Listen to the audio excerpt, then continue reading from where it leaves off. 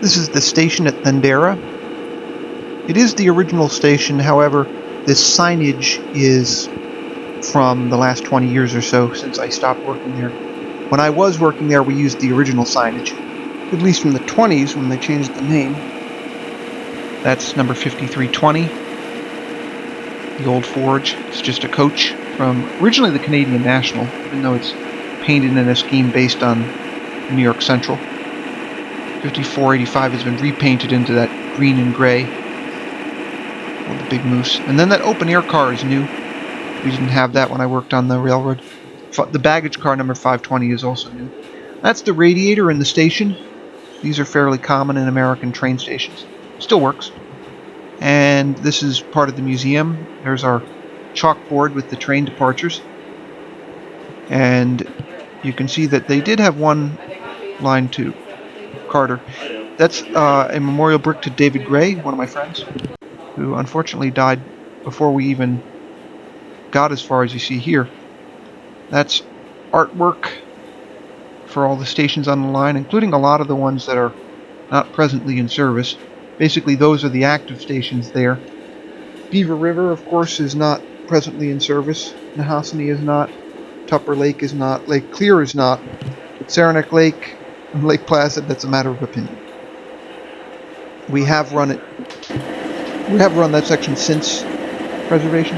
There's the locomotive, Adirondack 1845. It's an Alco RS-18U, and it's based on an RS-11. It has a low nose. It's built at the Montreal Locomotive Works in 1957 for the Canadian Pacific.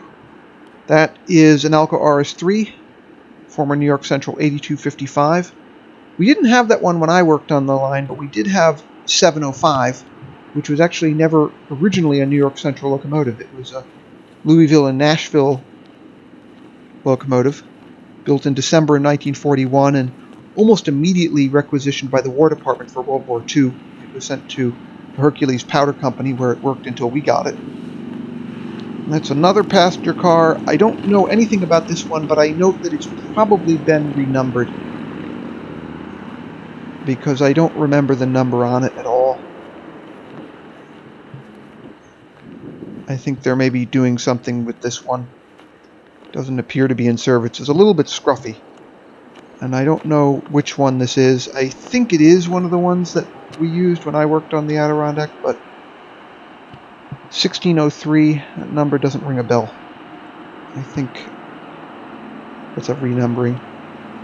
And one of the many flats we've acquired over the years. I mean, I don't know if that's one of the ones that the railroad had when I was there. So here I'm walking through the parking lot towards the station. This used to be part of the yard when there were more tracks, and there were some water tanks here, actually. You get another angle on the Thendara station there. The paint scheme used on the station is not the one we had when I worked there. We painted it gray, which I think is closer to the original, although I could be wrong about that. My understanding is some New York Central stations were painted like this in the old days. The trouble is we don't have a color photograph of the station from its very early days. There's the locomotive again, seen from the rear. This is the interior of one of the Canadian National coaches. Pretty sure that's the Big Moose, the one that was repainted. And this is the new open-air car. New, relatively speaking, of course, because it's built out of a much older passenger car. The restoration seems to include both old and new parts. And there's a bit of a rust problem in it, unfortunately. I think that if I were working on the Adirondack still, making this look aesthetically nicer would probably be one of my priorities. And we have a safety warning there. I can easily imagine having that when I was working there. We usually had more people working the train. It was easier to get volunteers at the time for a range of reasons, which I won't get into here.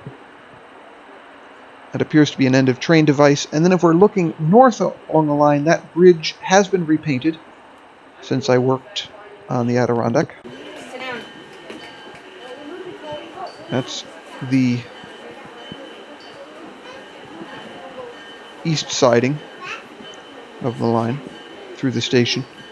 It's only a single track line, but the Thendara station at the moment has two sidings, two passing sidings. Back in the old days it had a few more. You can look up Michael Kudish's book for information about that.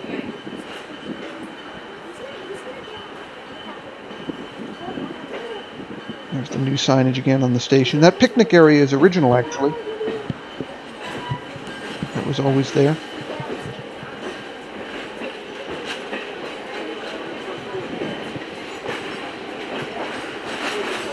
That station sign would be from the 20s, when they changed the name to Thendara.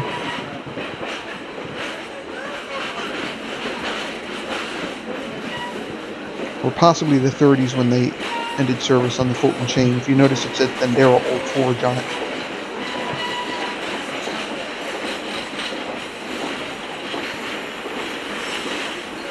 There are the locomotives again. 8255 and 705. As I said, 705 is not a real New York Central locomotive, although it is the oldest one that the Adirondack Scenic presently has. It's one of the oldest operating diesels in the United States, actually. That camp car was around when I worked on the railroad. These camp cars were not. I think these are former Conrail. I'm not sure.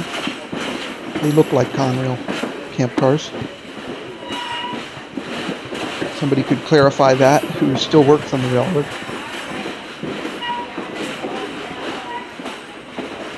That siding was originally for Foley lumber, and now the railroad uses it for storage. And here we are headed out of the yard.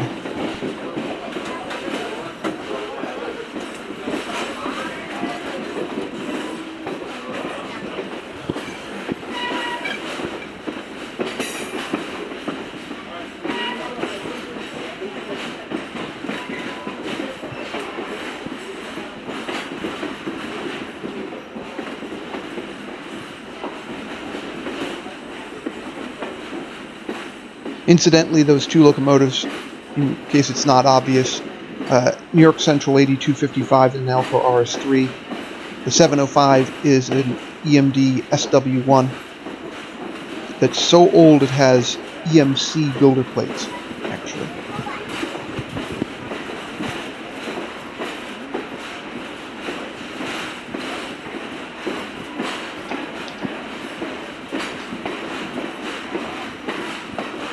And as you can see, running out of the yard has always been fairly slow. We were told always to operate at restricted speed when we were in the yard under Rule 98 of the NORAC rulebook. Once we pass Fulton, which is a track mark that's just up ahead, we switched over to DCS rules, and it appears that the Adirondack Scenic is still doing that. Here's Fulton. Begin DCS. Again, that's in the NORAC rulebook. And then I switched position to point out the back of the train. I shot much of the video this way. The train's speeding up a bit.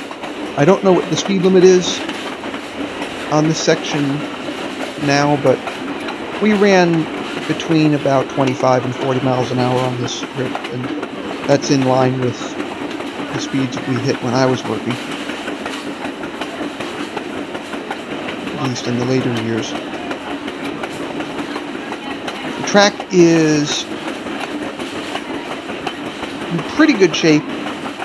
The rail is jointed, 105-pound rail, and the ties are wood.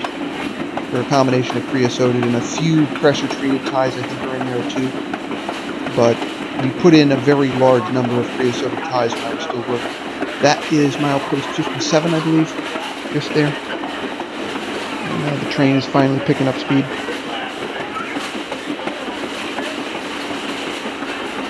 You can hear the jointed rail, of course, throughout this video, becoming an increasingly retro sound in American railroads, as more and more railroads adopt ribbon rail.